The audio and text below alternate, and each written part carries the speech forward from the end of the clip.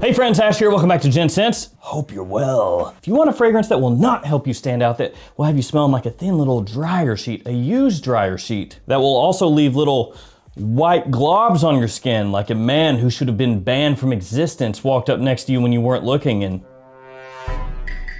sneezed on you. Then you want Sauvage Eau Forte with those fine, milky globs. Holy I'm gonna Come again? Ooh, I love it. brother. Ugh. But if you would rather have something that will have you smelling better and get you positive attention, I have some of those.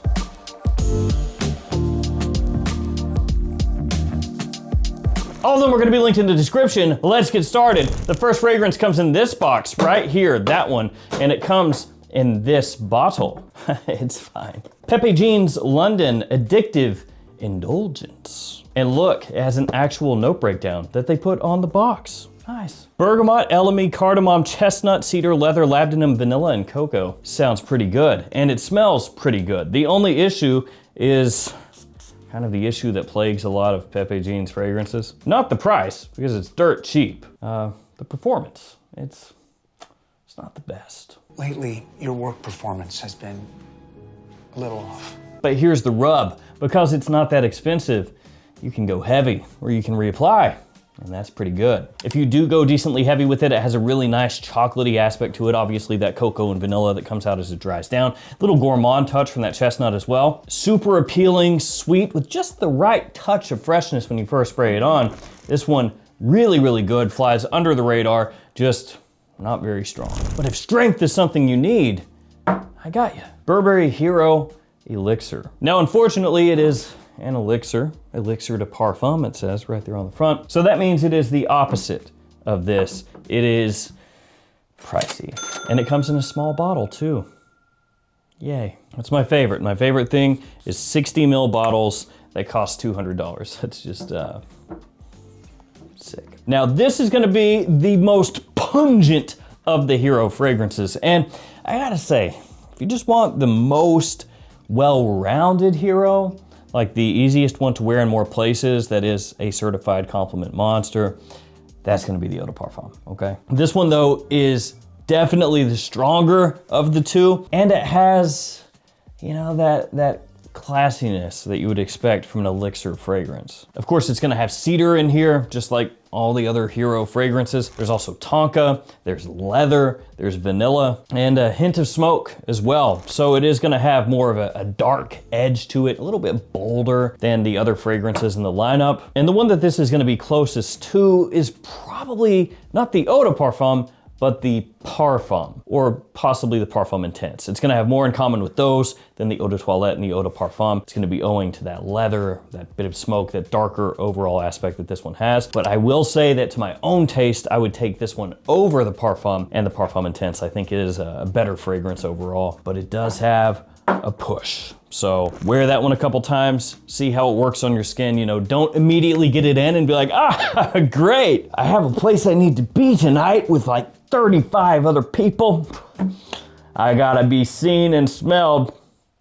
I'm gonna spray it 32 times. Compliments, here we go. Probably not gonna work out for you. Or could, I mean, crazier things would happen, I guess. I just wouldn't expect it. All right, next one up, Amber Elixir from Le Labo Jr., I mean Montagne.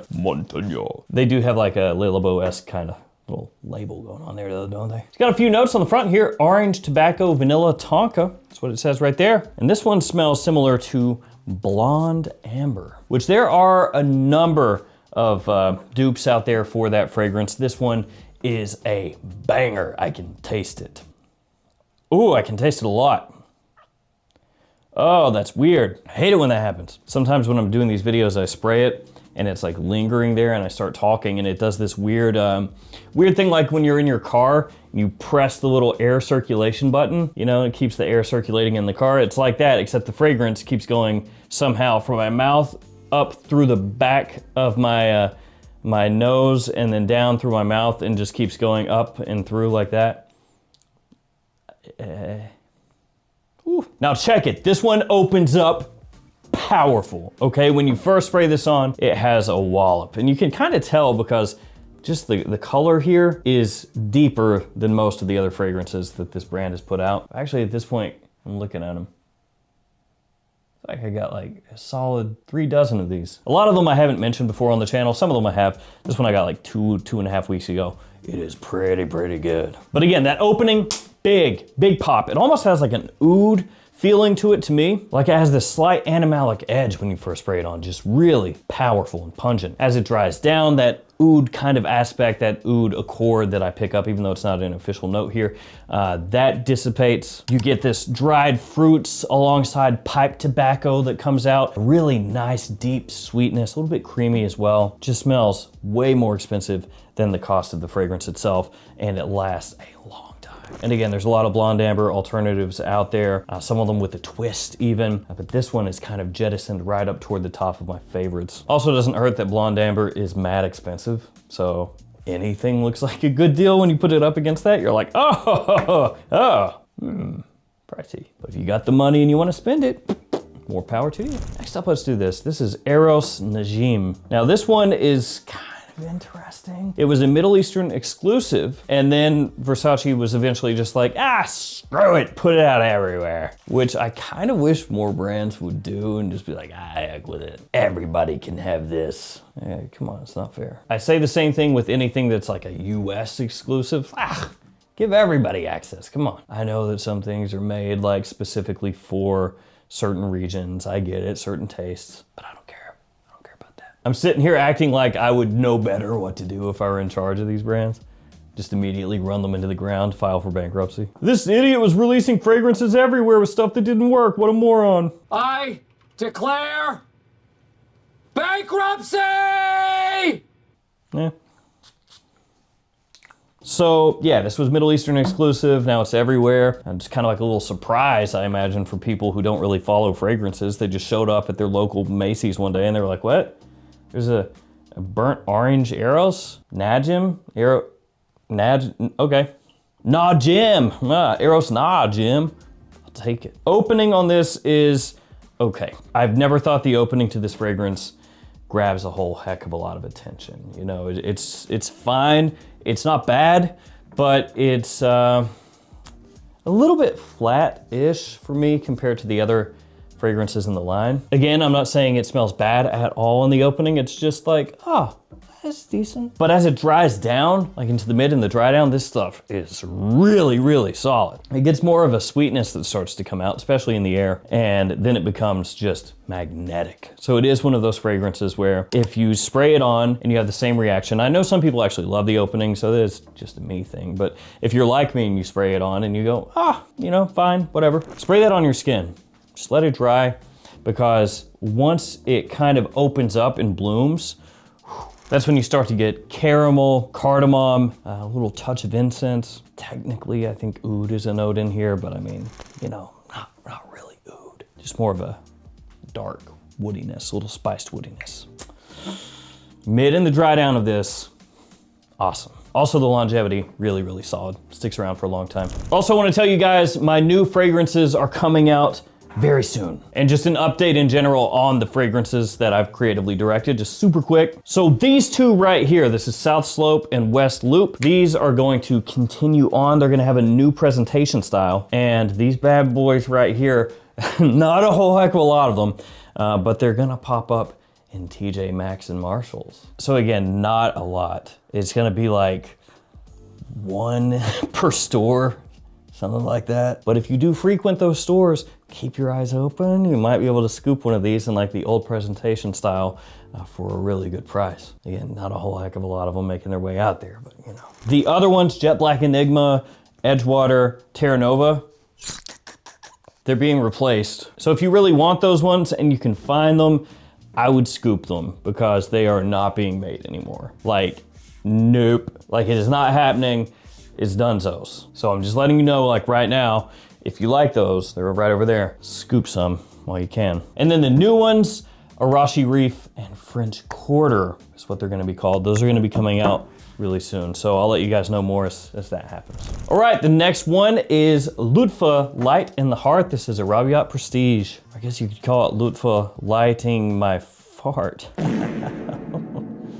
That's pretty terrible. It's bad. It's not good. So with this one right here, we have got a little bit of a hybridization going on, a couple fragrances coming together and making one new one. So one part of this is PDM's Altair. So obviously that part could remind you of other clones as well, like Liquid Brune, stuff like that. But then it also has a little Grand Soir, so a little MFK in there as well. So you're gonna get that cinnamon, the vanilla, Gaiac wood, that aspect from Altair, that gourmandy, sweet, warm aspect, but then, especially as it dries down more, you get the amber that comes out. That really helps give a little extra density and depth to the fragrance. Fall and winter time, this stuff, fantastic. And it does fly a little under the radar to an extent, you know, compared to stuff from Lattafa and things like that. Then I gotta show you this one, Lumiere Garçon. This is French Avenue. The weird little fez cap thing going on, like plasticky, fuzzy fez. I kinda hate the cap. Does that work? Does that fit? I can't turn my head though. So this little dude right here is the one Luminous Night. And to this date, it's still probably the best Luminous Night alternative that you can get on the cheap. Ooh. And it's funny because I feel like that's a fragrance that every clone house out there would have been like, oh, we got to get one of those out there because of how much people want that one and how expensive it is, you know, how difficult it is to find that, but what do I know? So yeah, really similar to the one Luminous Night. You're gonna get that date kind of feeling, that sweetness, and then incense as well. Solid dose of incense, actually, maybe a little more in here than the original. But still, as far as your alternatives to the one Luminous Night, I think this is your best bet. And it's still one that, yes, a lot of people have talked about, myself including, but I'm never gonna be fluent in my own language. Solid performance as well, lasts a long time, and really, really good quality here. Good stuff. Baby bottle alert, Polo 67 Extreme. This is such a dinky bottle. I ordered it from Europe, and I must have just selected the cheapest size and didn't realize how tiny it was gonna look, but whatever. Now, I have long been a fan of Polo 67. Actually, the Eau de Parfum I liked even more than the original, and I like this one somehow even more than that one. So it's got a big burst of pineapple off the top. Smells fantastic. You also have citrus alongside it. It's very brisk, it's fizzy, it's lively, it's bright, it's just the right amount of sweet. And then it also has caramel and solar notes. And when you hear solar notes, you probably think sunscreen because a lot of fragrances will use solar notes, and that's actually what they mean, that it's gonna smell like sunscreen, suntan lotion, stuff like that. You don't really get that here with the solar notes. They're more so just kind of warm. So it just has this warm vanilla-esque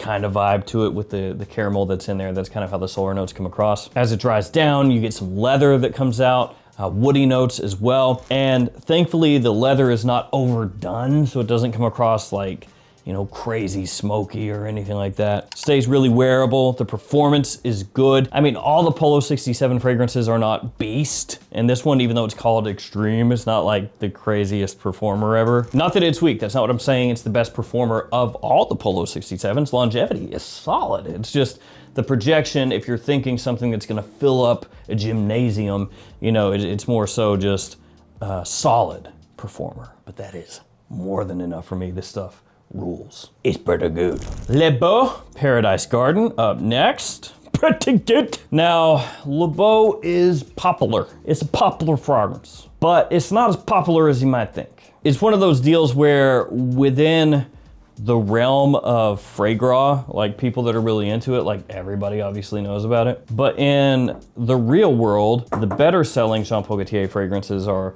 Le Male Le Parfum and Le Male Elixir. So this is not quite as popular as you might expect, while still being pretty popular.